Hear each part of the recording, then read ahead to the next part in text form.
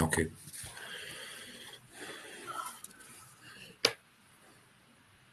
Ok. Oula. Je vais y assommer le chat avec mon truc.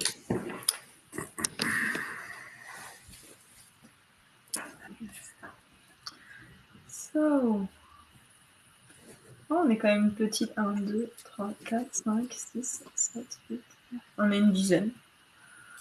Mine de rien. Ok. Il y a 2 personnes ou 3 sur Facebook aussi.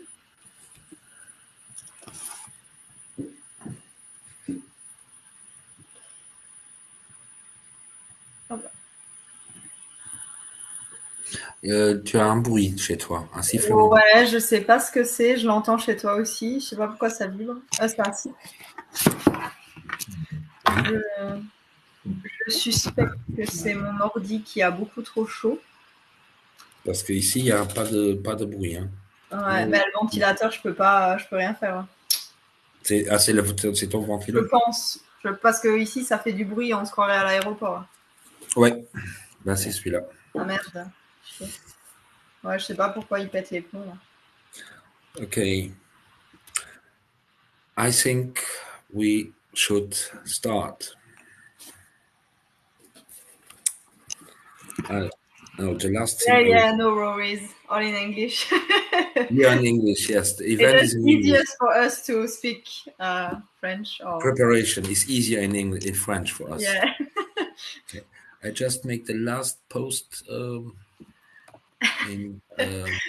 We stressed everybody out by speaking French.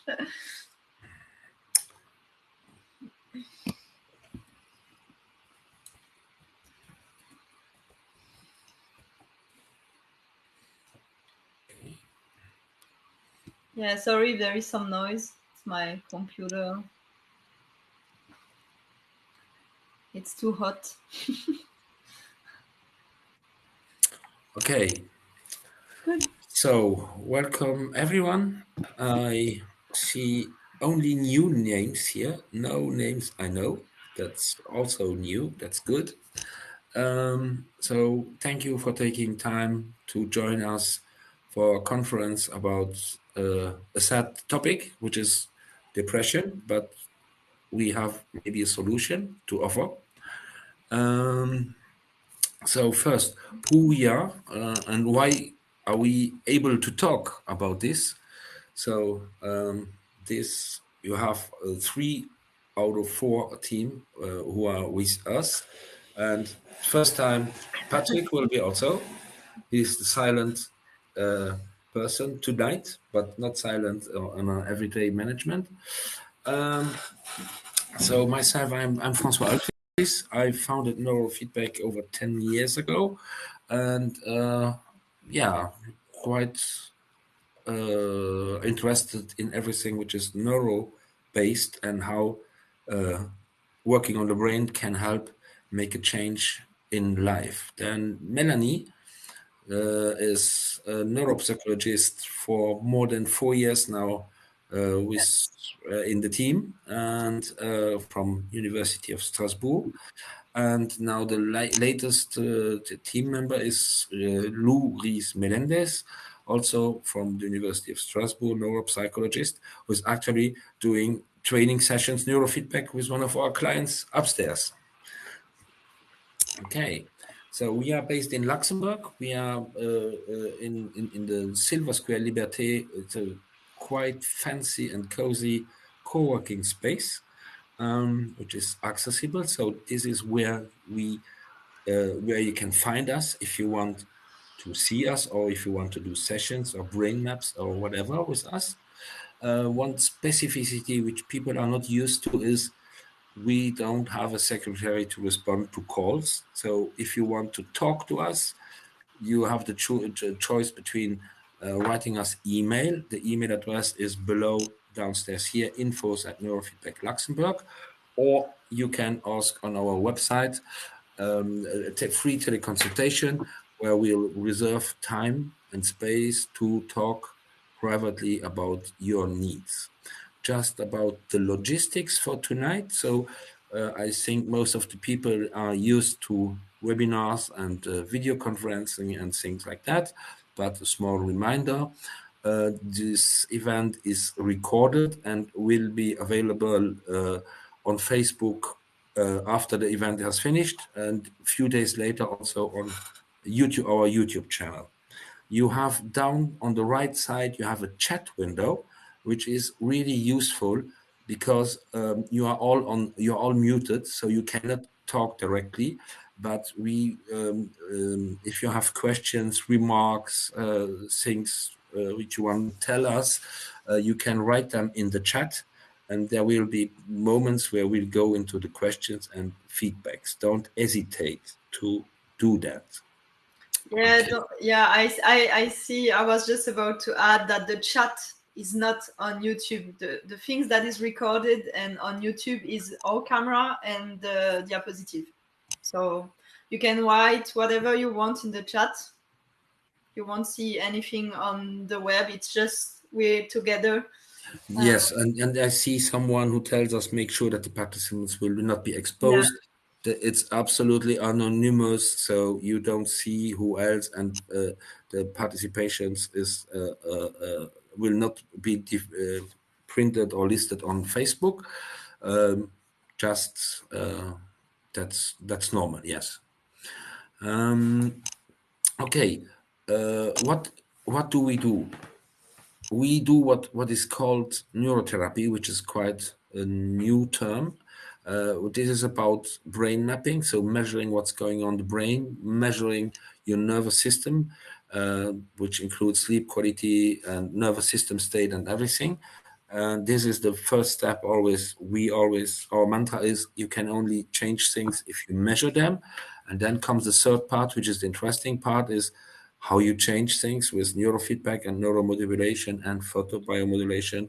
We will explain you a little bit later. And then there's also the neuropsychology part, since Melanie and Lou are with us. It's about measuring where is your cognitive performance going in, and what about your health and which symptoms do you have. For what kind of clients or what kind of problems who can benefit from our services. Almost everyone at any age. I think the youngest client we had was for the neurofeedback 5-6 years, and the oldest was over 90 years old. But we did a classification about how we approach the things we can help with. The first one is learning and developmental disabilities. It's more for children normally, but not only, because usually these problems appear normally in the scholar context, but they don't disappear when you grow out, when you get adult. So it's about ADHD, and here are two: ADHD, oppositional disorder. Yeah, I was also into that. And then you have also learning disabilities with all the whole galaxy of the dyslexia, dyspraxia, dyscalculia, whatever. And we also have a lot of clients in the autism and Asperger spectrum, the autistic spectrum, where we can help. But that's another topic. We will do one webinar about this because, yeah. And then also the people which are high IQ, high intellectual potential, and are hypersensitive. Then the second part is more what we address under stress and emotional distress. This is more the adults, normally, hopefully, because it's related often to anxiety, panic attacks, all kind of phobias. I think we helped a lot of people driving again, a car, taking a plane, or whatever kind of problems could come up. Depression and lack of motivation, which is actually quite common. I don't know why. Is it due to the situation? Maybe. PTSD, which is 4 letters, which mean a lot, which is post-traumatic stress disorder. And there's also 2 variants, the PTSD simple and the PTSD complex. We did a webinar about this already. The next one is the most common reason why often people come to us. It's about sleep difficulties and insomnia. So even if you go to bed and spend a lot of time in bed, it's not sure that your sleep is going well. If you don't feel refreshed in the morning, your sleep is not good. Measure it. We can help you with that one. Then also the obsessive compulsive disorder, tics, tocs, and everything in the same thing. Then we have more what we call instability and brain alteration. These are more serious words like epilepsy, seizures, absence, which is a whole galaxy on its own. This was the first application of neurofeedback. We have a really good success rate in migraine. I would almost say 100%. Headaches is a different topic, but we can help. And then we know more severe things like where we this cannot be cured, but this can be slowed down, about dementia, Alzheimer, Parkinson, and things like that. We have a lot of also clients with brain injury, stroke, AVC, yeah. Other I would say rare, strange disease with the view, losing the view, the sight, etc. Yeah. And then the last one, this is more about performance and optimization. We grouped a lot of different things under this. This is the burnout, the bore out, which have the same impact on our health than the burnout, but less known. The improving the mental performance, improving the sports performance, improving the resilience against stress and things like that. These are our clients, why they come to us. So I will give the word to Melanie, hand over to you. And I cut my microphone. Thank you, Francois. So just a little bit about depression, some data. What was impressive for me was the second line, because with all the study they've made and the Mondial Organization of Health, etc., it's the first cause of disability in the world, with the people stop being able to walk, to go outside, to take care of themselves, and also commit suicide. So it's a huge topic. And what is also really important is the last line. It's the difference between women and men. Every time you will read that women are more suffering from depression, etc. That's not true. They are more going to see a specialist, a doctor, a psychologist to get a diagnosis when they feel something is not going well and they don't feel good, etc. And there was a recent article, Francois, I don't remember when it was, but it's all in the Movember kind of tradition during November, to help men to take care also about their mental health and to accept that it's possible to suffer, and a man is allowed to cry when he's not feeling well, etc., etc. So it's a really interesting topic, because we are seeing it every day. We have like 98% of women, and they are bringing their husband or boyfriend or whatever then. But it's not the boyfriend's or the man's husband's first step to come. It's always the wife asking, you should go see a little bit neurofeedback or to the doctor. Or It's my wife who has sent me. That's the sentence normally we hear when men come. Yeah. And we'll have a nice example afterwards. Yeah. Okay, so just a little reminder, the difference between the sadness and the depression. Sadness is an emotion with a feeling. It's something we can all experience after an event, unpleasant or painful, or we need to cry, and it's temporary and it's normal.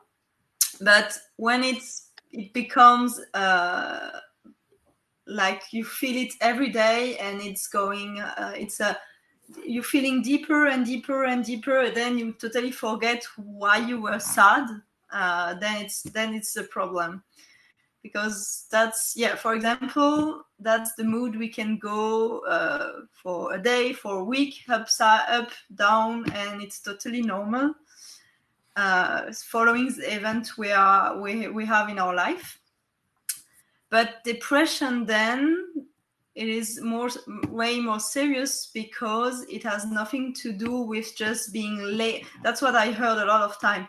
Oh, you should stop being lazy. You should a little bit, sorry for the word, push your ass and get up and do something, etc. But no, that's not how you cure depression, unfortunately, because it's a real disease. There is biological and neurological change in the body. That's not the case with sadness, the feeling of sadness. And it can affect everyone and at every age. We have seen depression with kids. It's not common, but can happen. So it's not because you're a kid or you're a grandparent, or the sex or the age is not a protection. Because life is hard and can be hard for everybody, and so we are all subject that can experience depression.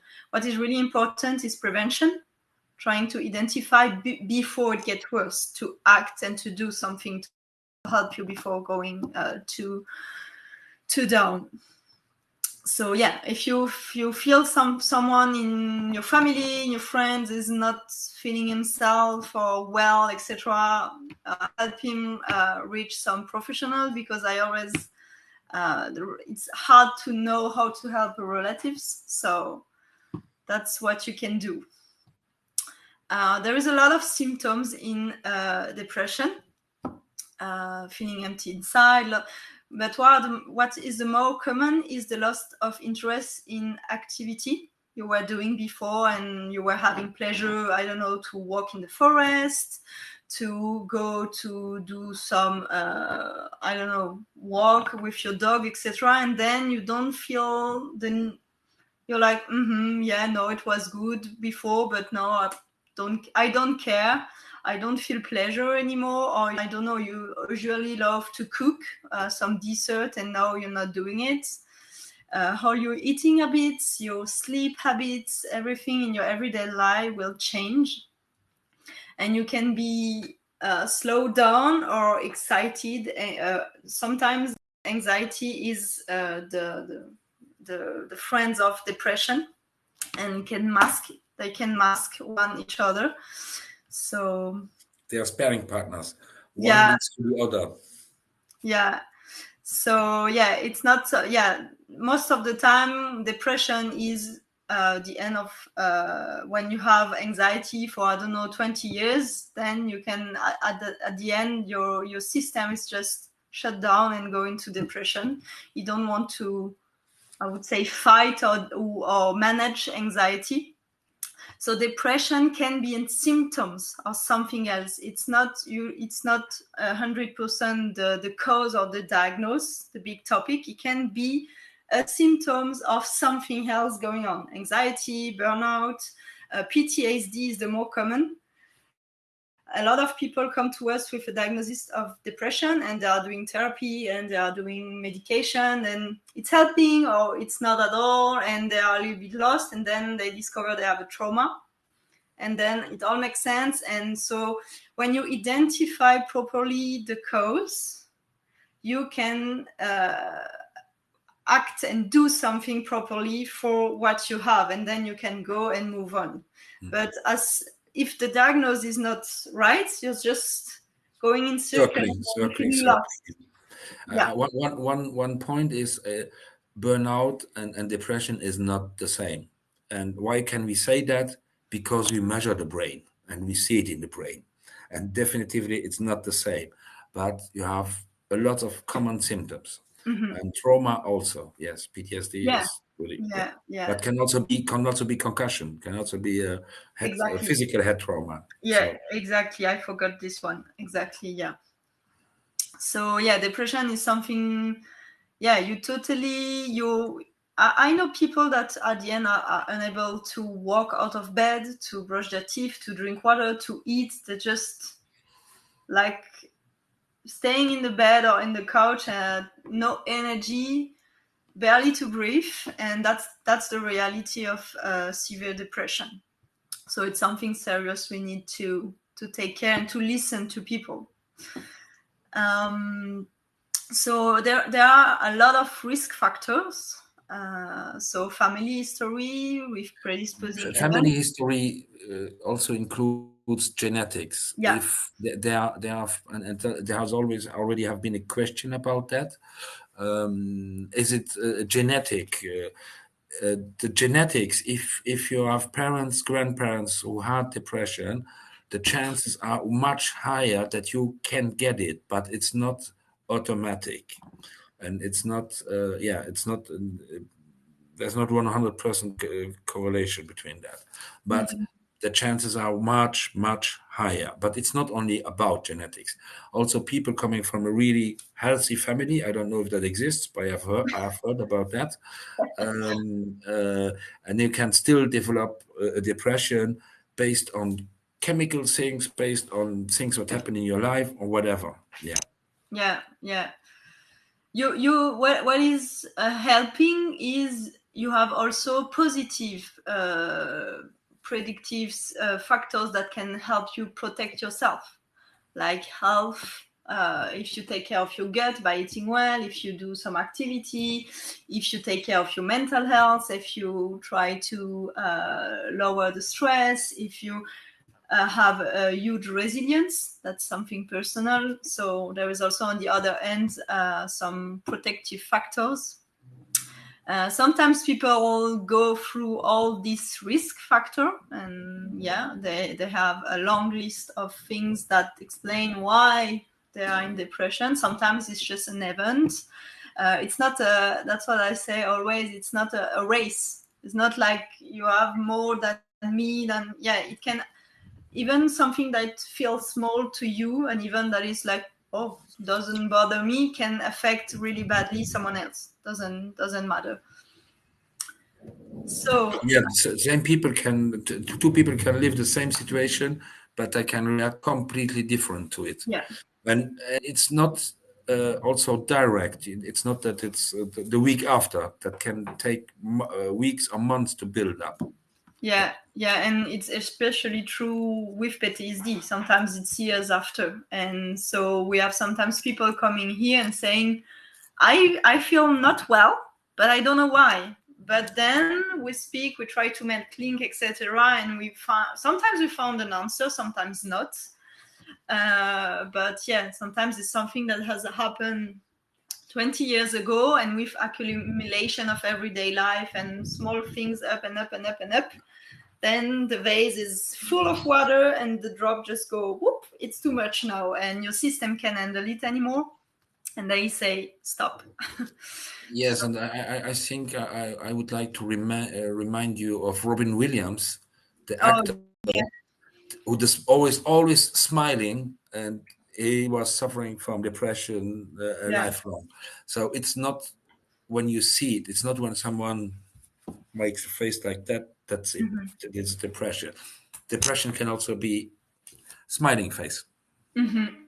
Exactly. Yeah, it's not something you have written on your head like I'm suffering from depression. Sometimes, same with anxiety. Sometimes you can see people being nervous, okay, but it's not always the case. And it's the same with a lot of mental health issue or other disability like ADHD. It's not written on the head.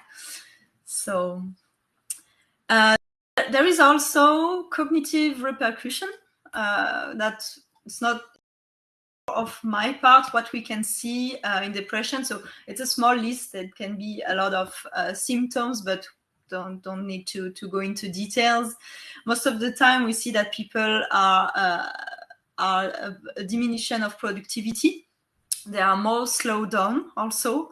They take a longer time to do simple tasks, and they feel quickly overwhelmed by things, and so they rather do nothing than being stressed by too much things. The attention and concentration is not so good. Vigilance, they have trouble to manage the vigilance, and also memory. Why memory? Because memory is working with the limbic system, and the limbic system is also managing emotion and feelings and stuff like that. And so if you want to be productive and have a good performance at work or in sports, take care of your mental health, because if your brain is occupied by bad thinkings, rumination, stress, something, whatever inside, it's taking his energy to work on that and to try to handle everyday life with that. So you're losing some of your fuel and your gas to function every day. But it's very, very small at the beginning. You're not noticing, but when people notice that they have problem with attention and concentration, it's a few years later. So take care. Prevention is always the word, the important word. And also you can have some executive function problem. What is executive function? It's all of the frontal lobe. Francois, how do you call it, the frontal lobe? The CEO. Yeah, the CEO. It's the CEO, the one who has to take good decisions based on good information. Yeah, exactly. Perfect. So yeah, your frontal lobe is managing everything, and if it is disconnected or shut down or whatever, nothing is working properly in the brain. Impossible. Or with a lot of effort from your side, and you get tired more frequently and more easily than someone else. So why is there this cognitive repercussion? So there is a lot of chemical dysregulation in your body when you're suffering from chronic depression. The serotonin, the dopamine level, and the cortisol. But for the one that are interested in mental health, you have for sure read about this recently big article everywhere saying that serotonin has maybe nothing to do with depression. So some scientists say yes, it's the point because the medication is working. Some of them are like, no, it's not the origin of it, etc. So it's a lot of there is a lot of stuff happening right now in the scientific community. But yeah, there is chemical dysregulation that are responsible for this cognitive repercussion, and also strongly related to gut microbiota. So that's exactly the same for a lot of like ADHD or anxiety. We know today that the connection between the brain and the gut is really important. And for example, Francois, tell me if it's wrong, but it's the serotonin that is produced in the gut. The serotonin is produced in the gut, not in the brain. Yeah. So you can have depression just because of a dysregulation of your gut. Yeah. There is a lot of neurotransmitter really important for your brain health that are produced inside the gut and then sent to the brain. So very important. And also because of this chemical disturbance, we have structural change in long term. So all the limbic system is reduced in size, and so it's not working properly. So all the limbic system I was talking before is about emotion management and a lot of other process, of course, but hippocampus is the memory. Amygdala is also very useful about the stress response where we are in danger. And Francois, you love the single agers. I know it's your That's friend. The usual suspect. That's the usual suspect because it's the one who deregulates in almost every problem health problem, mental health problem you could have. The lack of motivation is coming from the single lack of motivation. The attention is the one who goes away, and also I think which is really I think we can insist on the point is structural changes. That means your brain changes physically if you live longer with the depression. That's most people don't know. That's the price for the neuroplasticity. What wires together, or what fires together wires together. But if you don't use it, you lose it. So these parts shrink physically, and that's people don't realize that. So okay, that's sad. That's okay. I function. No. The repercussions you will pay the price years later. Yeah.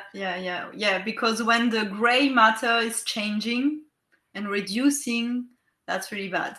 Because it's exactly the same. For example, everybody knows about Alzheimer, and it's now also on the front of the social network because of the really known actor recently stopped his career. It was 2 days ago, I guess, because he discovered he have the gene for Alzheimer, etc. So everybody knows about Alzheimer's when the brain is losing its matter. But it's the same process for depression, but is in this precise structure.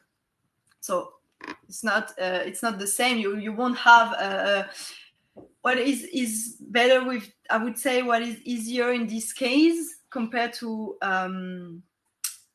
Alzheimer disease. Alzheimer cannot be cured. The change, what you lose is lose. But in depression and anxiety, you can always get your life back, your mental health back, etc. And if you speak about Alzheimer's, living with depression augments your chances to get Alzheimer directly. Yeah. You don't want that. Mm-hmm. Yeah, exactly. I don't remember the actor's name now, but it just happened 2 days ago. So, François, you want to do the... Yes, okay. So what are we doing?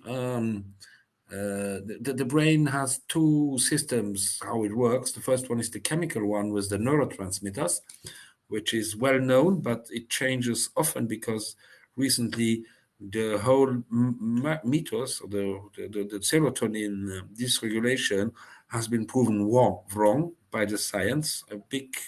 That was a big shock for the mental health professionals, and I'm really curious how long your general practitioner will still be speak about this regulation, the serotonin system leads to depression, and it has been proven wrong. Okay, the second system the brain uses is the electrical system, and this is called the way to record the electrical activity of the brain is an EEG, electroencephalogram, or electroencephalography. And this is done by putting these nice electrodes, putting a cap on your head, and registering the signal we can record. This is really, it's painless, it's gel-free in our case, not in the hospital. We don't use it to diagnose because we are not doctors, and we are not fans of labels, but we need to have some expressions to speak about things, to be clear. This is a small example how that looks like, these scribbles. This is what we do the whole day. We watch that 10 hours per day. This nice electrical activity. And then we do what is called a brain map. This is we add the Q, the quantitative EEG. So we quantify these measures. So these giggles are decomposed in the several components of the brain activity, which go from slow wave, delta, example. Here you see how delta wave looks like. It's non-rhythmic, it's rounded, it's big. It's normally when you produce that when you are into deep sleep or when the brain is in repair mode. Then you have the theta, which is 4 to 8 hertz. These are still big and slow waves. You see here the shape of these waves. Important to mention is that all these brain waves have positive and negative parts of it, and it depends where they are and how much. So you need to measure it and to quantify it. Hence the name quantitative EEG. So the theta, if you have it in frontal, then it's related to ADHD, and then you have a concentration problem. But if you have it in other parts, it's also linked to creativity and dreaming. But also, again, can also be linked to trauma, because that's the past. So then comes my favorite brainwaves, which are called the alpha brainwaves. Why are they called the alpha? Because that's the one who have been first discovered by Hans Berger, 1922, I think. And they are really beautiful to observe. They are symmetric, they are well organized, they are structuring, and they are the master of the brainwaves, because they are sort of timing for other brainwaves. Other brainwaves get regulated by alpha. So if you have not enough alpha, then you are restless. You cannot relax. You cannot let go, and you have difficulties to integrate informations. But if you have too much alpha, example frontally left, then you are into depression. It's all about the yes. It's all about the measurement. So then I hope that you all who are listening here, you are in the beta state, because that's what you need to understand, to listen, to compare what you know, what you hear with what you know, and how do you structure the information into. The beta state, the beta goes from 12 to 25 hertz. Above 20 hertz, we are into the stress or into anxiety, like this one. And then we have the high beta. I give them a new name. This is the Ukraine brainwaves.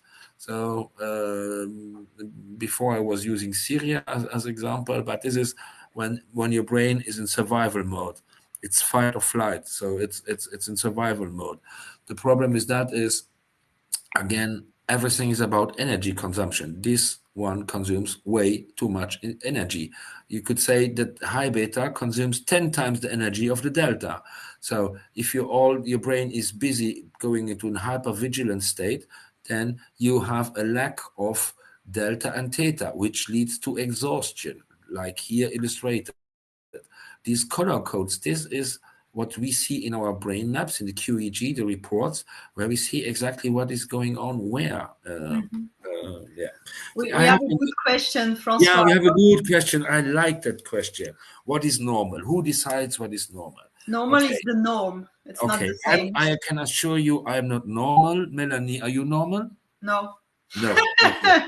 The goal is not to make people normal, but you need references. The same when you go for blood analysis, depending on which provider you will go, I would say the normal level is between 13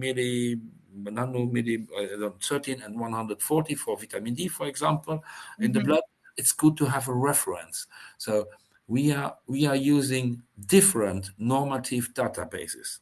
So normative databases means that the people has been screened from the health, from a psychiatric point of view, from every point of view, to be included in the healthy population. But we also have other databases where there are brain's activity which are not normal, and then we can put a name on it. So it's not about, it's simple to decide. To have a normative databases, I think you would need at least or 1,000 to 1,500 brains screened to cover all the age from, I don't know, 6 months to 90 years. And it's a quite expensive thing to build this database. But I can tell you, I trust more my results, my measurements, than what the people tell me. And they are more accurate than what the people are able to speak about themselves, about their conditions. They reveal more. Yeah, normally, we will have an example in a few. Yeah, we will have a few minutes. In what we see and what they feel. Yes, especially men again. So normal is the norm. It's when a reference. It's a reference. It's a range, and the norm appearing normal, so no color in the brain map. That's so large. That's so huge. So if you're outside that range, there is a problem, or at least there is a signification, there's a sense in it, and we are trained to read what that could be. There are always more possibilities what that could mean, or where it comes from, but based on the experience. And the thing is, which we don't show here, but we measure on the scalp, but what we analyze is the deep structure. So directly we see, you don't know here where is the amygdala, but I can tell you our technology, what we use, we know the activity of the amygdala, where it's done, how it works, and how the amygdala communicates with the other ones. So this is not to tell you too much because otherwise it's overwhelming, but we have way more data to look at. This is the surface. Yeah, That's we one, need to one thing. choose some data because otherwise the webinar will take 5 hours. Yeah. And you are not trained as neuropsychologist to read and to understand all these things, but this is Yeah, we additional will thing. smash your brain with information, but just Yes. for an idea, when you get your results, it's, I would say, 20 pages with information, and we take an hour and a half or more to explain everything to you. It takes a lot of time to do the assessment, to analyze the result, write a report, and then give it back to you so you're able to understand something you're not used to see or understand normally. It's the brain. It's a complicated structures, but it's doing everything in our body. So yeah, we take the Yes. time, and usually people love this step. That's what they prefer in all the process, because they always say it's mind-blowing, everything we can see and know, and there is a kind of relief after, Yeah. because they're like, okay, now I understand, and you understand me also, and I was feeling something was not going right, but unable to tell, and now it's clear in the head. So that's cool. Okay. So other things, how that what you do could be used, but I don't know of any healthcare professional in Luxembourg or even France, Belgium, Germany. I know some who use the data we gather from the brain to predict which would be the right medication for this brain. So, as we are not medical doctors, we are not prescribing. In the States, it's different. Their psychologists can prescribe drugs. But based on our data, we could predict which brain would react to which medication, which could be useful because it's painful to try a medication against depression, to try it several months, then to slowly build it up again, and then try the next one, and then the next one. This is a painful process. Example, if the classical way we see the depression in the brain is what called is the right frontal alpha asymmetry, because here on the right side, this is your risk manager for those who work in finance. So this one is specialized in finding everything which could go wrong. Especially CEOs, mothers have very developed brain, right frontal brain. And on the left side is the solution finder. It's really simplified what I tell you, but it works as a model. This one is the solution finder. And if you have a difference of 15% in connectivity or speed, either the right side is faster than the left one, or the left side is slower than the right one, which is not the same. In the brain map, we'll see the difference. For example, the right side overactive is more a high functioning depressive person. He's still energy. He's in the move. He does thing compared to the one who has really much alpha on the left side. This one is depressed, and he will speak different and he will act different. But it's not. It's the same problem. It's the disbalance between the left and the frontal brain. And yes, it can be changed, but that's in a few minutes. In eyes closed condition, if the alpha peak is low, then sertraline works better. But which doctor does know that? And this is a really recent study from someone who is really methodical. It's a Dutch researcher. It's Martin Arns. And he is quite active in what is called pharmaco-EEG. So using the EEG to predict which brain would need which medication, which would work. So because we also see a lot of people who said, oh, I had a depression, it has been treated and everything's fine. But if we still measure it in the brain, it's not fine. It's still there. So yeah, it's not a cure to depression. It's helping like a stick when you walk. it's helping when you're having a hard time, but it will never cure it, because if you're not going to the root of it, it will still be there. Yeah. Also, other things which can be seen. Again, that's not for our case. In this case, we would refer to a neurologist if we see epileptiform activity. So this is unstable brain, which is we would say consult please a neurologist. And then example, the escitalopram and venlafaxine don't work. Yes, this is interesting. So why not? Oh, I was. So I take the comment, Melanie, because if you both Sorry.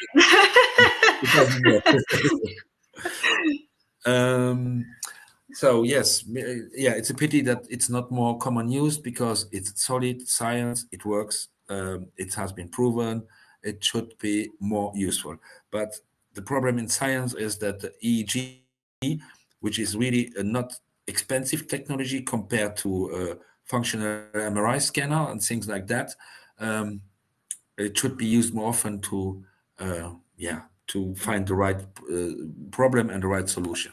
Yeah, so we're not able to do that, but we know that it would be a good thing if doctors were formed to make more measure before giving a treatment to someone, depends on the sex and the age, and they will have way more best result. But unfortunately, it's not the case here. So yeah. So what one topic about antidepressants is this is a quite high number. 40% of subjects do not respond to antidepressants because they're not specific, or they haven't been the right one, or they whatever. And often, I don't say always, often, when you cease the treatment, then you have still left symptoms left, and we will have you have a nice we will have a nice example in a few slides. And once you had this depression, the risk that you go back to it is too high, and especially if you only took the medication away without going to talk therapy or whatever kind of things. Okay. Next one. So FAQ. So what are the most common question? I also, yes, there's one always have been here. Do we need to, before we can do neurofeedback, do we need to have an QEG? Yes, because as we said, we need to measure things to be able to change them. Otherwise, we don't know what to change. Are you forced to do neurofeedback after doing QEG? No, it's not. It's a first step only. But measuring what's going on in your brain is not a bad idea. I had this morning an interesting call from a potential client who had a heavy motorcycle accident, and it was not his fault. And he asked me, "Can you prove me that my brain is not working anymore?" I could, if we had measured your brain before the accident and after the accident. Then we could really visualize what is the difference, what functions have been impacted, what part of the brain, even more than yeah. But no. How long does it take to get the results? Once you have done the recording, you need to pass the exams at home, and they are heavy. They are really heavy. Some get really frustrated. But normally you have the results 1 week later. Are there any contraindications? I don't know, not a lot. I would say if you take more than 5 medications, then I don't think it's not the neurofeedback will not work, or you will need more sessions. So people who have lots of health problems, lots of medications are not, we are not against medications, but medications are not the friends of your brain and not the friend of neurofeedback to get good results. Are there any age limitation? No, we start at age of 5. I even did brain maps or also earlier, but the training is not possible. And the oldest client I had was 92, 93. So is it covered by the CNS? No. Psychotherapy isn't covered by the CNS, so till neurofeedback is a topic, I think we have some time to. I will get retired before, I think. We will maybe be dead before. Yeah. And then I think we will have the same problem than the psychotherapists actually have. The price the CNS offers. Sorry, we couldn't do that for the under a certain money because the invest is quite heavy to be able to have this technology and to keep them up to date and to train. No. Is it covered by the mutual insurance company? Oh, good question. That depends on your company. Ask your company or your organizations for more information. I'm not qualified to do that. I know that several European institutions, they have an annual budget for prevention. So they can use that for massage or doing neurofeedback or whatever. And sometimes they need a medical diagnostic. If you need really more sessions, like in case of PTSD or autism or seizures, then you are normally need more than 10, 20 sessions. Then, yeah, there are some possibilities, but you need a diagnostic in that case. But you have to ask your own insurance about that. Yeah, it's always different. In the same insurance, it can be different from a people to another. So yes, sometimes sometimes no. We have seen also the answers for the same conditions differ from the same company. So it's more luck. Yeah. Okay. So what can people do? That has been asked. So the normal way is the medication. Often it's SSRI, so serotonin reuptake inhibitor. So in fact, they don't make that there is more serotonin, but that's a theoretical because it has been just dismissed by the recent studies. But I just tell you what the theory is. They inhibit the uptake of the serotonin in the synapse, so there should be more serotonin available in the brain. The studies published in Nature last month, or no, it was this summer, I don't remember when. Yeah, it was really recent. Really recent. They showed that there must be other ways of action mechanism. So if the action mechanism is not a serotonin, then we don't know what the medication is doing. Okay. The normal other way is the psychotherapy. It's really useful. It's necessary. But then you have the third one. It's the neurotechnology. The difference between the two, or between the three, I would say, is the medications. They go global in the whole brain, so they affect every area in the brain, which is not really specific because the depression is not in the back of the head; it's only in front. So, okay, the psychotherapy is good. It's necessary. I would say the difference between the neurotechnology and the psychotherapy, I think they work quite good together. Yeah. But not everyone needs psychotherapy, and also not everyone needs neurotechnology. If you have cognitive problems, your brain doesn't work as good as it was before. Sorry, the talk therapy will not change that. We can change that with neurotherapy. But what we will not do is we will not change if you have really early childhood imprints from bad parents. We cannot change these imprints. As I speak in metaphors, so I would say we are the plumber of the brain. So we will look for the few. Sorry, I don't have the word. The pipes. We are working that the pipes work, but our work is not what goes through the pipe. That's psychotherapy. If you want to understand why you are depressed, that's not for us. But we can help you to see the positive sides of life, definitively. Is there maybe another question? There is some, but we will. No, we take them after. In a few diapositives, so we'll see at the end if we miss something. But normally, the diapositive 9 out of 10 respond to people's questions. Yes, normally because we are used to have the same questions. Yeah. Yeah. So, what is the specificity of neurofeedback, which is the biggest, is one part of the neurotherapy? First, the difference is we go to the source, not to the cause. The cause is what the genetics, what happens to your life, the bad parents, the accident, whatever. But the source, the where everything is going on is in the brain, and we act directly where it is dysregulated. There are very few side effects. Yes, sure, you will feel tired moments, you will feel agitated, you will feel anxiety at moments. After it will get better. There will be no change in your life if you lie on your couch in your comfort zone. The change comes always outside of your comfort zone. Therapy is not better, medication is not better. So the effects are fast, and that is that most people have difficulties to believe that it changed, but it changed really fast.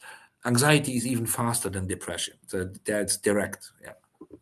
And neurofeedback and neurostimulation, uh, it's not esoteric, it's not woohoo. You don't have to believe in it, it works. It's a scientific base. There have been over 3,000, almost 3,000 studies. If you go to what's the name of the website? Melanie, help me.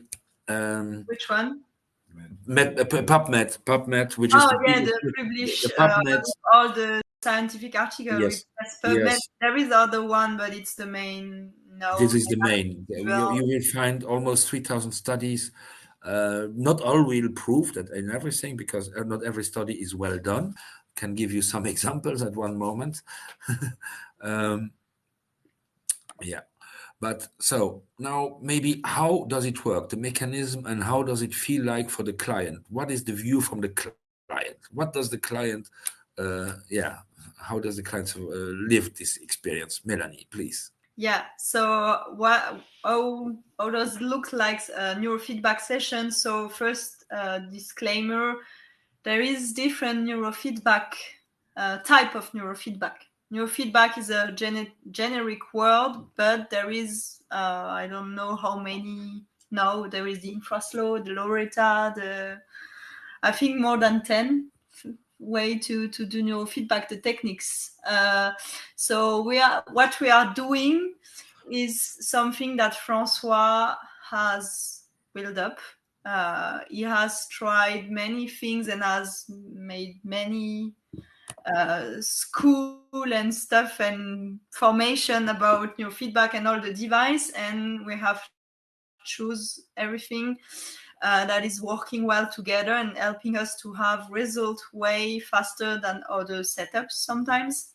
So maybe if you go to another neurofeedback office, you won't see our setup, what I explain now. So that's normal. And I have never seen someone doing what we do, so like this way. The next people who work like the way we work, you would need to go to London, to München, Yeah. or go to the States. But there's no one here around who works like that. Yeah. So the first step Francois was talking about is when you have the EEG on your head, and we are actually measuring your brain waves and seeing what's happening in all your head. Then those results are sent to the computer and is analyzed. It's translated if it's positive or negative. So for this example, that's what we call conditioning the brain. Here is someone with a lot of anxiety. We are measuring it and we are seeing this on the EEG. And so when his brain is in an anxious or is not something outside, way outside the norm of functioning, is wasting a lot of energy. The screen is sitting in front of a screen and watching a movie. The screen is getting a little bit darker. But as soon as the brain has less anxiety and has reduced firmly its high beta brainwave, the brain has a reward by putting the image, the screen back to normal. And these changes are really, really, really fast. You don't have the time to think about it, and it has changed. Check, check, check, check, check, check. And your brain during the session is associating when I'm stressed in the front of a movie. Normally, you shouldn't feel stressed. It's a movie. You shouldn't feel threatened or anxious, etc. And he will have the darker screen, and is not liking that. It's not perfect. It's something. I don't like that. He prefers when the screen is clear and he can listen to the movie clearly, etc. So it's a reward to encourage your brain to go to a better self-regulation by reducing himself all alone his high beta brainwaves. So we are not touching or doing something in your brain. You are not physically changing with tools, etc. It's the movie that is telling your brain if what it's doing is what we want or what we don't want. And so that's the association is making. And why is it working? Same example, in the car, you're listening to the radio and there is a song, you like it, etc., enjoying it, singing.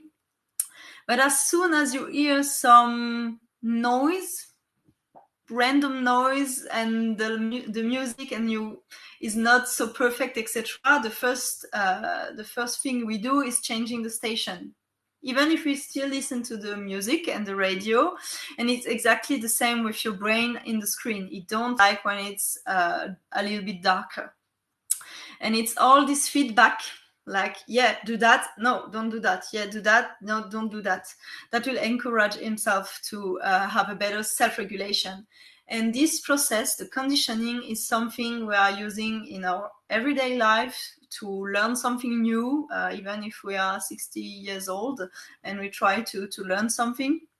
And that's why there is not an effort required. You don't need to concentrate really firmly on the screen. No, just enjoy the movie, let your brain work. You know what it has to do, and you know how to respond and how to associate the feedback with its state. Because you don't know during the session which parameters we are training in actually these 5 seconds now. Most of the time there is more than 1,000 parameters during a session at the beginning. So you don't need to put a specific effort in it. The brain knows how to correct himself. I don't know how he chooses to do it, but he will do it. And why is it durable over time?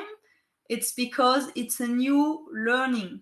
And it's the same as riding a bicycle. Even if you're not riding a bike for 6 years, when you go on your bike, you know how to ride the bike. You don't need to learn again, to think again, okay, what should I do? How should I put my feet, etc., etc. No, your brain will not lose something he has learned and that is useful for him to work every day. It's like a new tool for him to work on. So, but we are also adding neuromodulation during the session. François, I can talk about it, but if you want to say a word about neuromodulation, you can add. So we are doing this to help the brain to enter the state we want. So in this, the example I just showed you, when there is too much anxiety, most of the time the brain and the nervous system are totally forgets what was the calm and the relaxed state. Feeling calm, relaxed. Most of the time when we help patients with, clients with anxiety, they say, oh, I feel slowed down and tired. No, you feel what you should normally feel, like relaxed. Because when you are anxious, you are all your system is too fast. So you have the impression you slow down, but it's just that your nervous system is bringing back to the center, the present moment. And so this step with neurofeedback help us to have results way faster than other setups. You don't need to do a 4D session with the same protocol to our office. Normally, what is the people in the minimum is 10, but most of the time it's between 10 or 15 sessions. Depends the severity, the symptoms, the diagnosis. The more stuff and the more severe you have, it will need more time than someone else, but that's okay.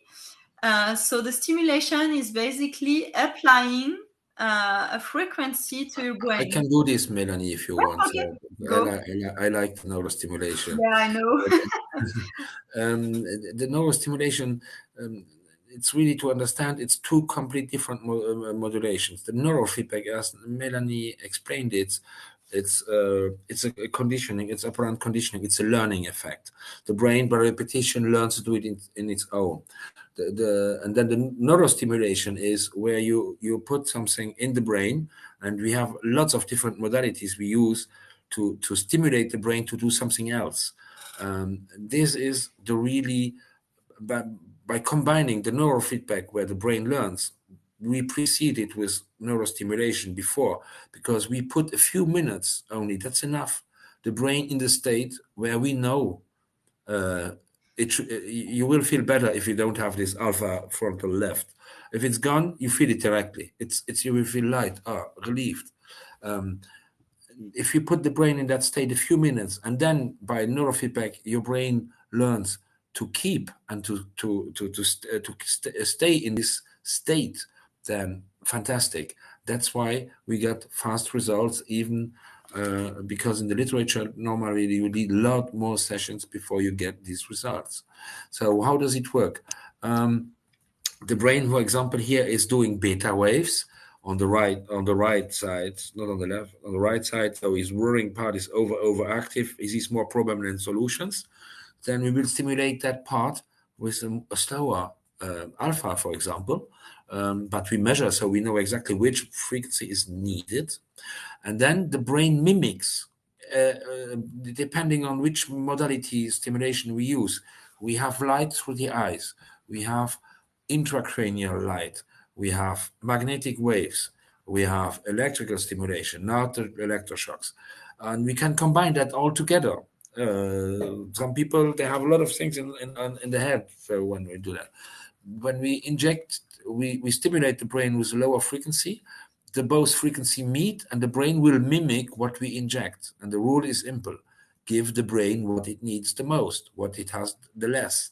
So if there's no alpha, then there's no relaxation. If you're too much beta, give a slow wave. Always know what you're doing. But we learned that we know what we do, and it's not harmful. There is no danger.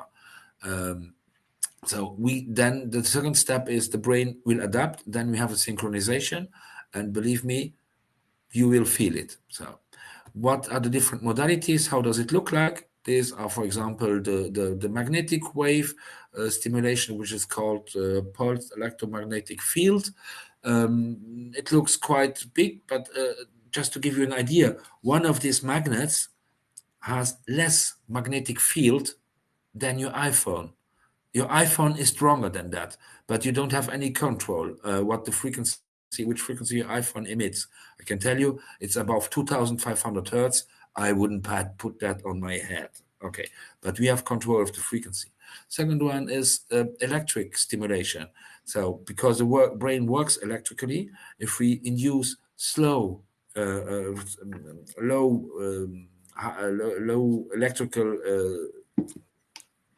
electricity on the brain, it's not, you will feel like a tingling, like if someone is like someone touching your head. So it's not electroshocks, it's not dangerous, only a few minutes enough. Or this one is the most nice one. This is the photobiomodulation. This looks like a bike helmet. Nope. There are over 300 different types of lights, depending also, we have different light, not only frequencies, but also wavelengths. Yeah. But it's not laser. It's not laser, it's LED. Laser is reserved for medical professionals. we use LED, we get the same result. It's fine. It works really well, and it puts the brain into a neuroplastic state where it's able to change and to keep the changes, which we will provoke by the neurofeedback training. We also have another one which is light through the eyes, because if we have a flickering light, not in case of seizures, no, but a flickering light in front of the light, that will put the brain into that state. Easy, it works. It's different from the RTMS, because RTMS, this is what is often used, not so often in Luxembourg. I know 2 professionals who do it in Luxembourg. One is a psychiatrist, so it's reimbursed. But this is like using a bulldozer to raise a small plant. It's really heavy, because you force a depolarization in the brain, which is not the common thing I would do. It's going like a hammer after I don't know, what could I say as an example, after an insect. Yes, it works, but I don't know how the surroundings of the insect work. So I am not a fan of RTMS. It's really, so to give an idea, this stimulation is 40,000 times stronger than our PMF. That just to have an idea of the relationship. But it's recognized, it works. So it's, to be precise, for example, for RTMS, if you want to have results with RTMS, your sleep have to be good. Otherwise, the results will not stick. That's something, yeah. And you need it. Ideally, you would need a functional scanner to know exactly where to position the things. And I don't know anyone here around who does the fMRI, the RTMS like that here. So let's speak some examples, and I think we have to speak a little bit faster to come. Yeah. We are slow today. We are slow. Yeah, it's a little bit hard. I'm also, we are tired. We work too much. But that's okay. So you want me to go with this one, and you want to do the second one? Or You do this. This one is that's yours case, no? You know this one. That's not mine. No? Yeah, and the other one is the one you Yeah, know. yeah, So can switch if you want. So you can rest a little bit. No, it's okay. Do this one. I do the other one. Okay. So this is not mine. This is not mine, no? No. It's not yours. It's later in the diapositive. So that's one example of what people suffering from depression brains can look like. Of course, what is really important to tell you is that every people with depression won't have a brain looking like this or won't have this specific results. That's why we always measure before, because we need to see what's going on in the person's life, health, brains, nervous system, etc. But that's one example. So the most common we see, Francois has talked about before, it's the alpha in the frontal part. I think we say right before, but it's on the other side. So when someone is suffering depression, actually it's in an augmentation of alpha brainwave, but you can also have it in theta or in delta.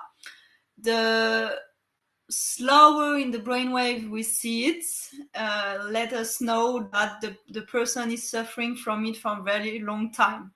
If it's delta, it can be when he was a kid or an adolescent. So that's one information we can have.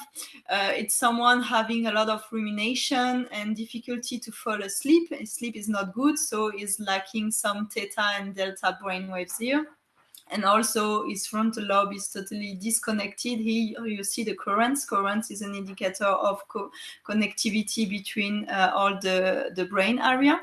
But we have also, that's another example of what we can measure.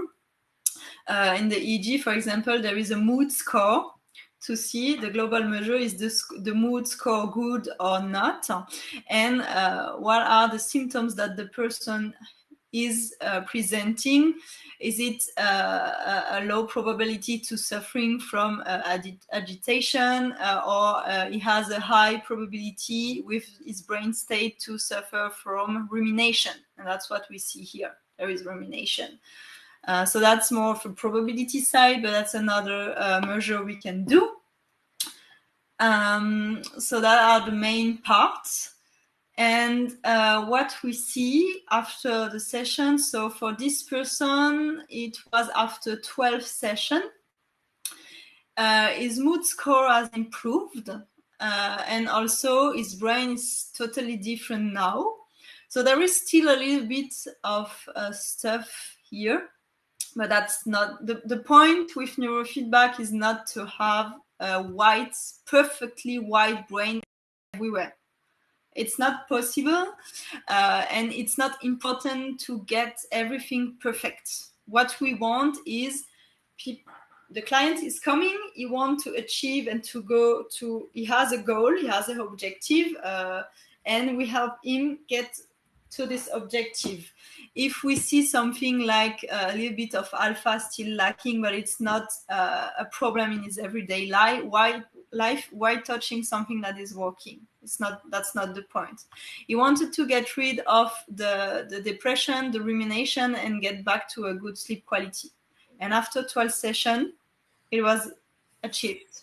So, because I know that people are always like, yeah, but it's blue, but there is blue here, and there is a little bit of green here, etc., etc. Yes, we know, but that's okay.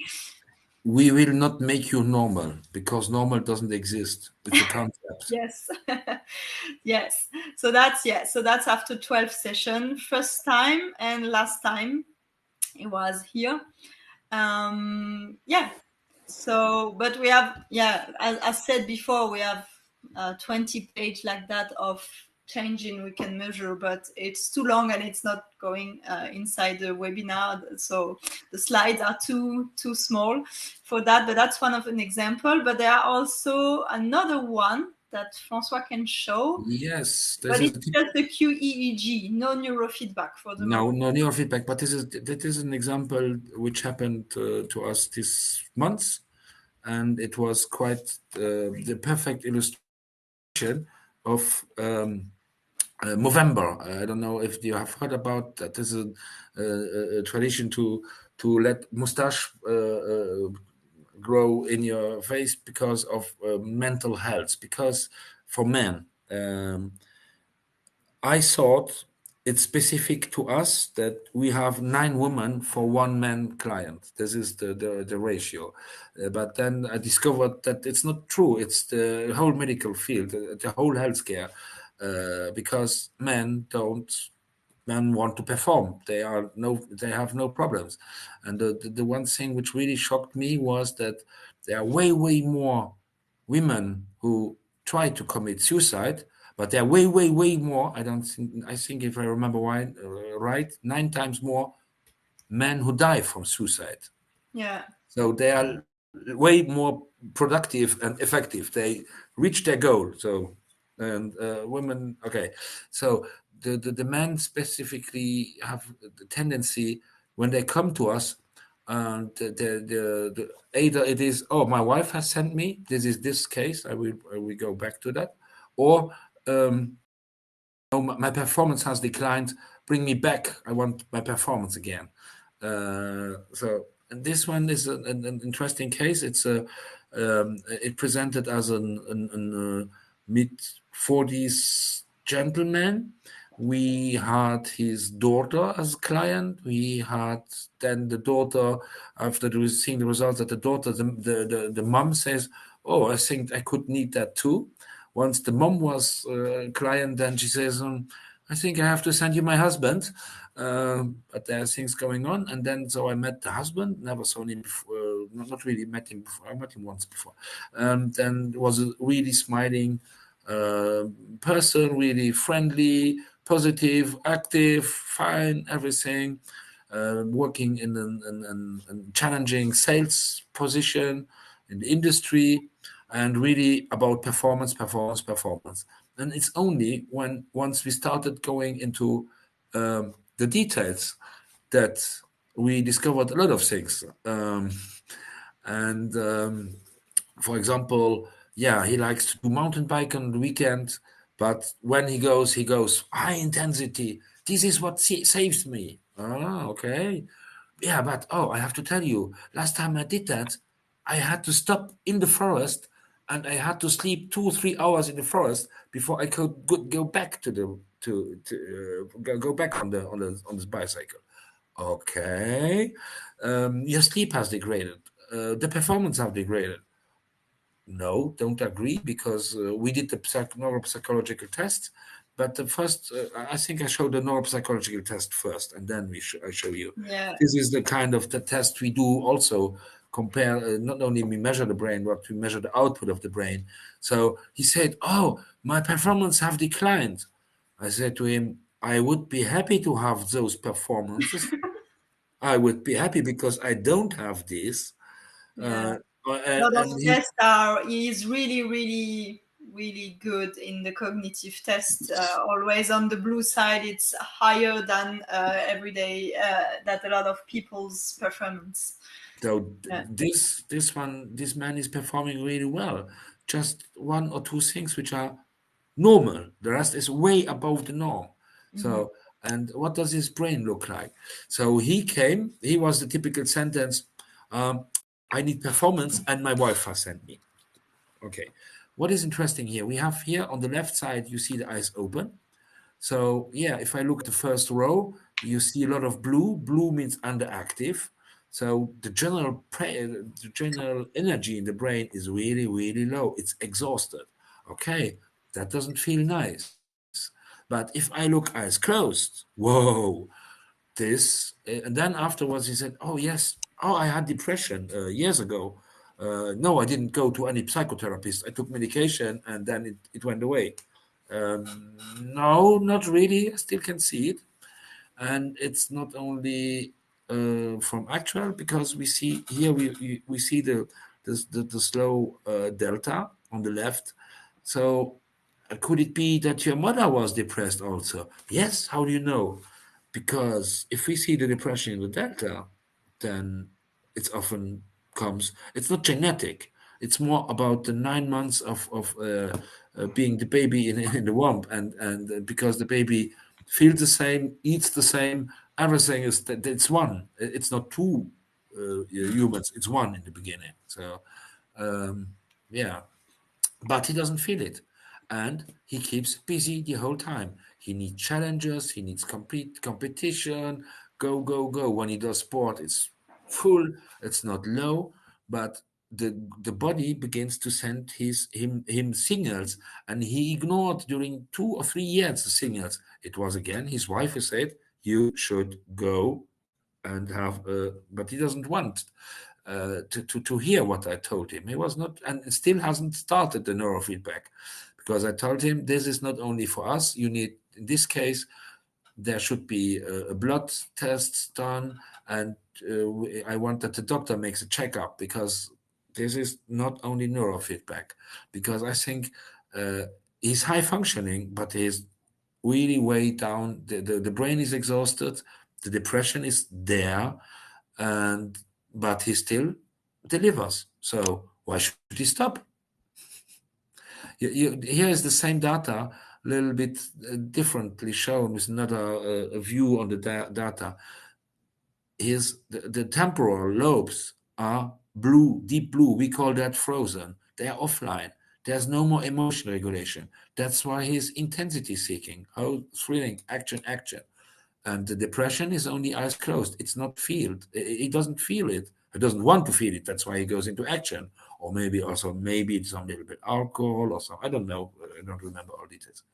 Okay.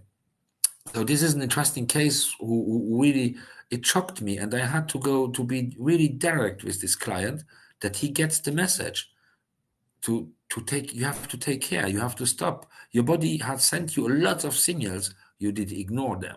Please listen now, because men don't want to be. I don't know why it is that like that, but okay, I am. Yeah. Okay, I still have to do also some things.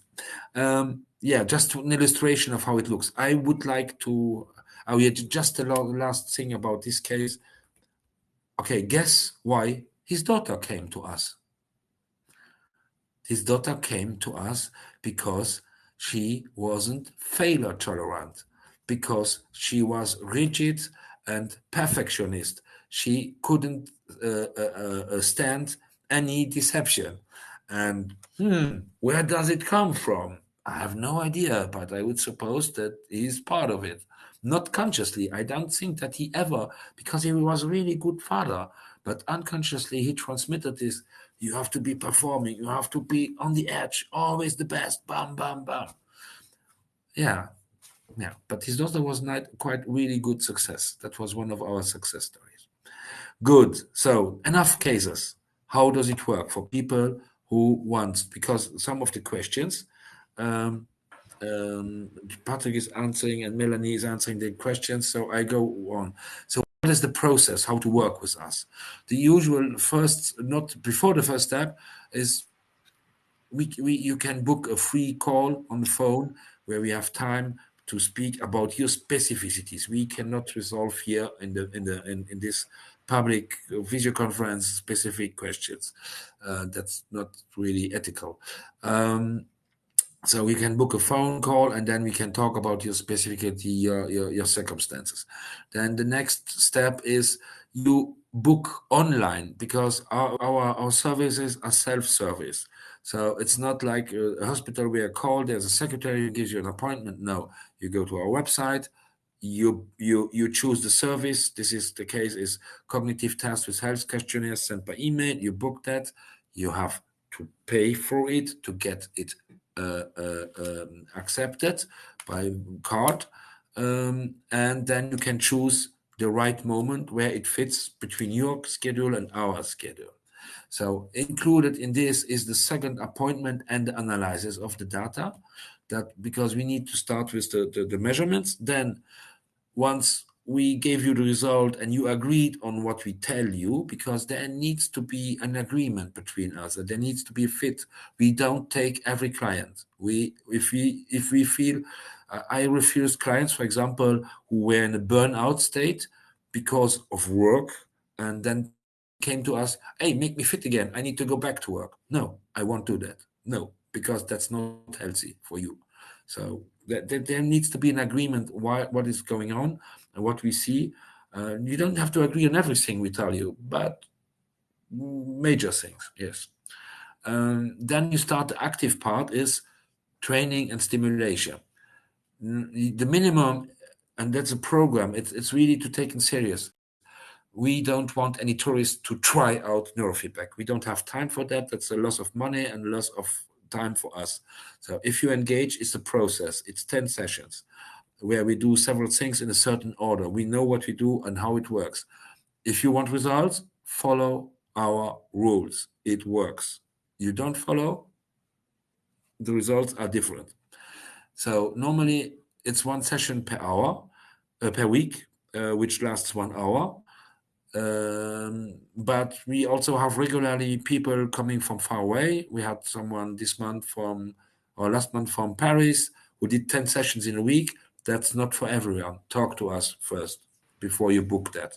Talk to us. Yeah. The intensive is something really special and the word intensive is appropriate. Mm-hmm. What is included in the price is the comparative EEG assessment and all the neuropsychological testing we do in the beginning. So you have a before and after. Yeah, we always do a second one. Yeah. Okay. And then after 10 sessions, so we do this comparative. Again, we sit there 1 hour, we talk what happened, what didn't happen, how was it, what did you... Because every session you do give us feedback, but this is the global process. We review it.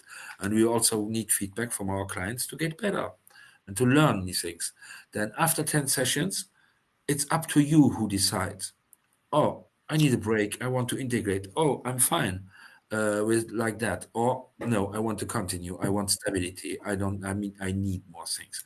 So the rule is a lot of people are fine with 10.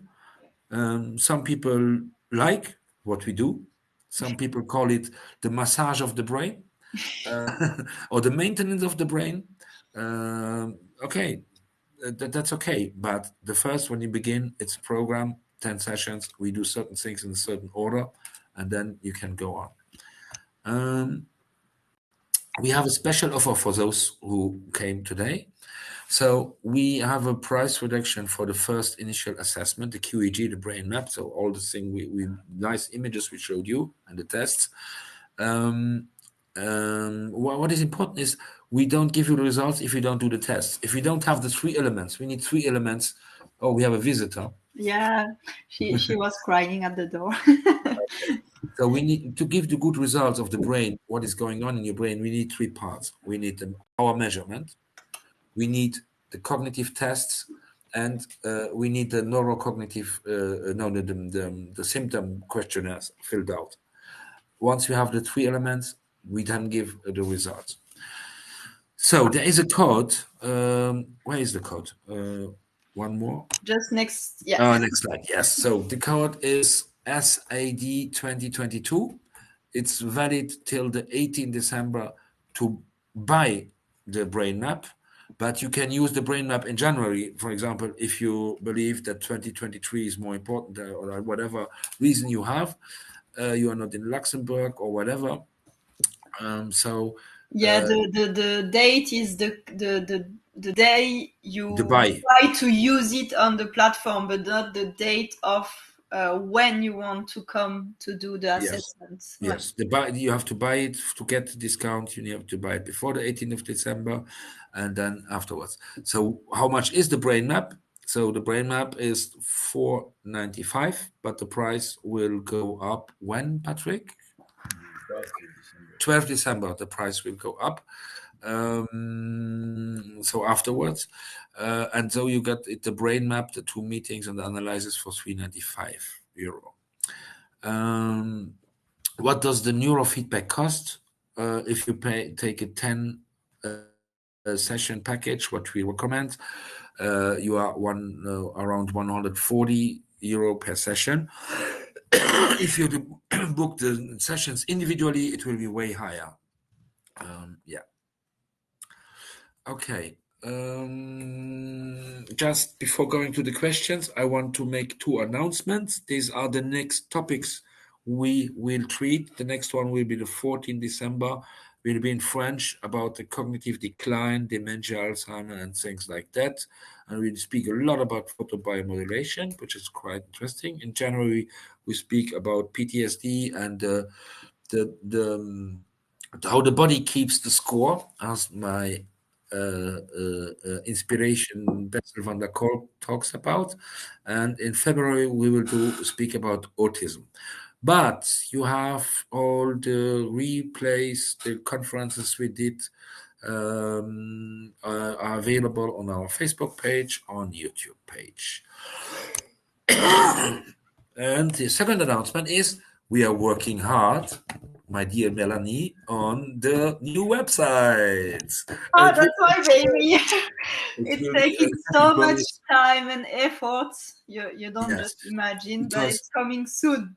Hope so. Yeah, the thing is, I know that neurofeedback and neurostimulation sound sometimes like science fiction, and we put a lot of efforts to put a lot of know-how and experience in the website so that people can get informed well. Because till now we have only had webinars to inform people about what exists, what is practiced in other countries since 50 years, but still not common here.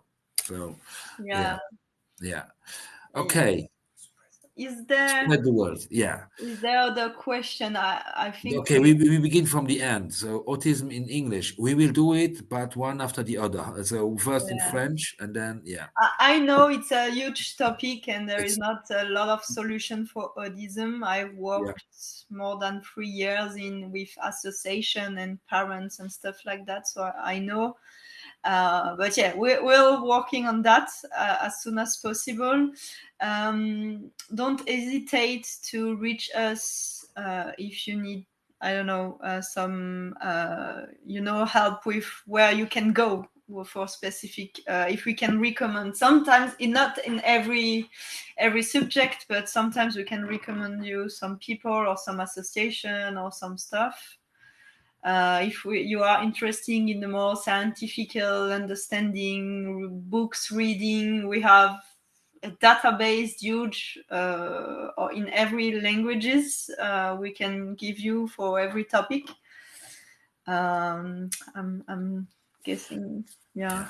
There has been also a question about insurance and legal liabilities. Patrick also answered, we don't want and we don't have that because we know what we do and the results are there. And anyway, these legal liabilities, they are not worth the paper they are written on. If there has been damage, then the lawyers will find a way to get you. If you have done an error, misbehavior, then any liability is none. It doesn't has any meaning. So no medical tests are required. What type of equipment use? Oh, we have a lot of equipment. You see our it's the Alibaba caves with Francois. Yes, I have a lot. So, but this is more a question for professionals. If you are a professional and want to learn what we use, so we are QEG based. We have Brainmaster, we have Neurofield, we have Nexus, we have more lots of things. But then book a call and then we can talk because this is not a question for this webinar. Medical tests required before? No. Something about emotional narcissism. Emotional narcissism is interesting. This is something you cannot spot in the brainwaves. It's not possible to spot narcissism. So it's a psychiatric question. We are not psychiatrists, but normally, what we could do, for example, we could target specifically the regions in the brain who are there for empathy and the so-called mirror neurons. It's sad we don't have an fMRI scanner to do neurofeedback, because if you could use that technology, there has been the German pioneer Niels Bierbaumer, who treated murders and really psychopaths, and he got them empathic with neurofeedback, but you need to go deeper than what EEG allows you. So that's, but it's not our topic. We don't heal narcissism. Narcissism can't be cured. That's one of the parts. So we don't work with psychopaths. We are extremely reserved regard with schizophrenic, borderline, everything which is psychiatric. That's not for us. We don't cure. We train your brain that you get better, but you don't cure anything. That was also a question. I come back to that. The common people can't read those articles. Yeah, exactly. That's why we're doing these webinars. That's why we do these webinars, because we try to simplify and make it accessible. Is your solution permanent, temporary, life aside? Well, good question. I hope permanent. Genetic, we did it. Recognized CMCM, no. Costs, we have done it. We don't do shocks. No. No, that's always under full anesthesia. Yeah, but we had clients who did that and then came to us, or independently, yes. But that was more in the medical setting. Before, I worked 5 years in a medical center with populations of addictions, and that was a different case, type of topics, and then the question about trauma, this is not the topic today, but we don't need to make them remember the trauma, because we work in the source of the dysregulation. It's not EMDR. We are not psychotherapists. We are the plumber of the brain. We are the plumber of the brain. So we make your brain, that the connectivity in the brain works again, because we didn't talk a word about that, but in the brain, everything is about connectivity. And the brainwaves we show you, for example, they are the results of the connectivity, but the connectivity comes first. But that's another topic. Yeah, genetics. I think we did dyslexic kids, of course. Yes. What is it? That's Yeah, not, what you oh, say? we had a lot of this. We have a this about dyslexia, this We have a calculator webinar about that webinar in English on our YouTube channel if you want to in rewatch English, yes, or not in French, no? in French and in English. Okay, Yeah, okay, good. yeah.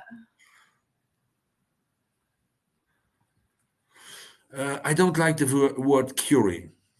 Yeah, We it's don't too use that medical. because curing. If you think medical, we are not doctor. Doctors can cure. We don't cure.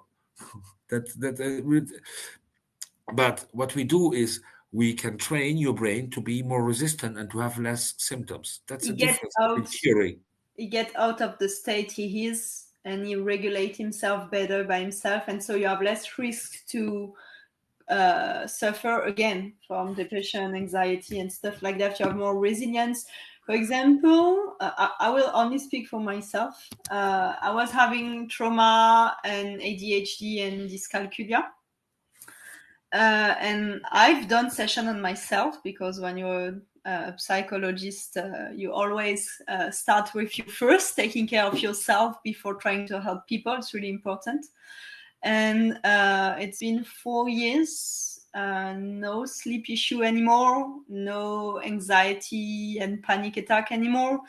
I'm able to focus without ADHD medication, even if some days are hard, but most of the time it's okay.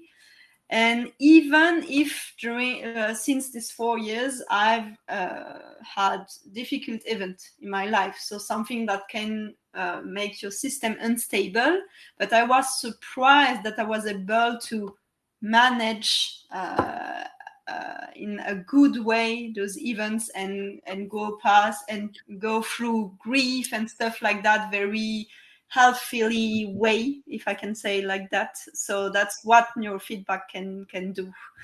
Yeah.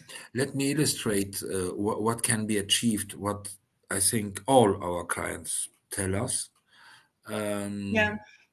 is if you have been if you have dealt with depression and sadness, doing this will help you feel better, but it will not be protective against any incident in your life which could make you bad. But what all the clients, all, I say all, report is it's the life is like EG. It's normal to have up and downs, but you get not so deep into the sadness, never again. And you, if you go deep, which is normal, if I don't know, if your parents die, your children have an accident, something, it's normal to be sad, and it's not healthy to not feel sadness. Yeah. Sadness is part of our range of emotions we need to be healthy. So Yeah. it's not to cure sadness, We won't delete but your it emotion. cannot be erased, it cannot be terminated, or whatever Really terms. bad idea. That's a bad idea, really bad idea. But what all the people tell us, I won't go so deep, and I'm able to stand up early and to take action and Again, go into it. That's for, really, for that me makes the a word is difference. flexibility, Yes. because Uh, what is the problem in anxiety and depression and stuff like that? It's chronic. It's like your brain and your system go down or go up in anxiety, etc., and you get stuck.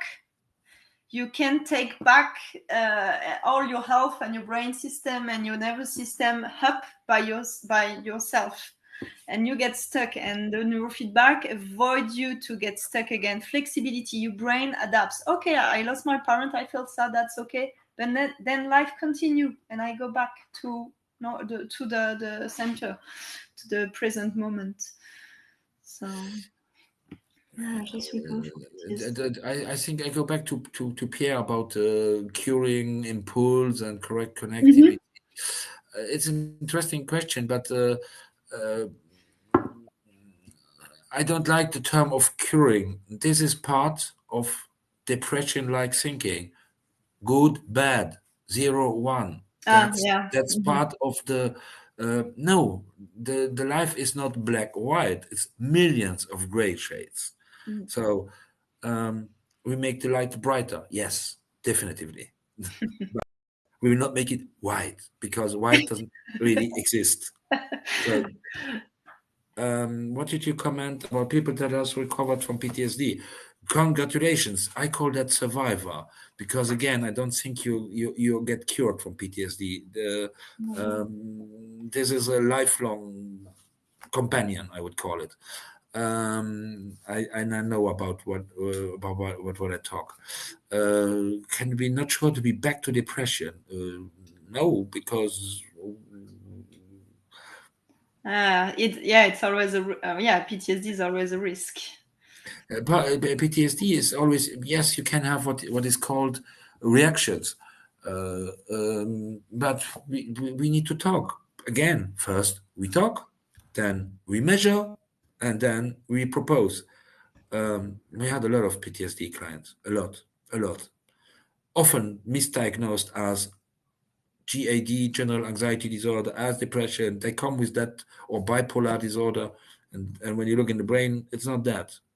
So yeah, let's have a talk and let's measure, and then I can tell something, because this is hypothetic, and in theory everything is possible. Measure it. The thing that is complicated in, I think, for most of practitioner or way to cure and stuff like that, it's to understand that everybody is different. Even if you have the same diagnosis, we won't see the same brain, the same. Even if there is group of symptoms, we see people 7 a.m. to 9 p.m. every day with always the same complaint. I have anxiety, I have depression, I have sleep problem, I have PTSD, etc., etc. But they are so unique. They don't look like each other or react like each other in situation or say the same things, or even if the symptoms or the diagnosis is the same. So that's, yeah. Okay, maybe something is important. If you look in the scientific literature about neurofeedback, most of the studies you will find are symptom-based. Example, depression, you train down alpha left and you train up, you train this side down, this side you train up. The problem is that's not working. And our approach, even if we do the same protocol for two clients, and when I mean protocol, means there are over 1,000 values which are trained and under surveillance. Every person has his own values which are trained. It's a completely personalized training. Even if I do the same network for the same person, it will not be the same values who will be trained, because we measure and the trainings are based on these measurements. And that's yeah, another way of thinking. Yeah, it's not like a medication for all depression. It doesn't work because every depression is different. Yeah. Do you meet the client again after the end of the treatment? I think the question is if they came back. No, I think if we talk, yes, as I said, after for the the result, yes, after the 10 session. But if the question is, do they need to come back? No, we have sometimes one or two people that love to come back, but not because they have problems. I think the question is more about getting results. Yes, we take the time after the 10 sessions to measure again, do the tests again, do the questionnaires again. We sit on a table and we talk about what happened and what didn't happen. I cannot promise. There is nothing who works 100% for everybody. Yes, there are a few cases where it does not work, but there are a few. And normally there's a good reason why. First one is not compliant. You don't drink enough. First one is not being compliant. You don't drink enough water. You don't eat well. You don't have regular habits. You don't make different changes in your life, which we recommend you are needed. Or you don't take the supplement. You'll also get supplements list, which are indicated for you. So the most common reason why it doesn't work is non-compliancy from the client. That's we have some stuff we ask people to read, to get back to us after every session, etc. A few steps really simple, and people that don't do that and they don't get compliant. Yeah, that's not a good start. If it starts like this, it's people are not ready to work on themselves. So. Can we have extra discount in case we bring clients? Normally, we launched a new offer, which is if you have been client, means you bought services, and you make a review, you get one session for free. If you bring a client, normally the benefit goes to the client, not to you. So the client will get as a reduction because you send some. Normally, once client comes, normally we see not almost the whole family, but often 3 generations. That's not uncommon. Yes, but the problem is our costs are the same, so we cannot do too much. We try. What we can, we have several things where we can flexible, other things we are not flexible. So we have also menstruality and stuff like that. Okay, I think if no more questions, a part of curing is not white, as you said. I don't get it. Sorry, Pierre. If you can tell me what that mean.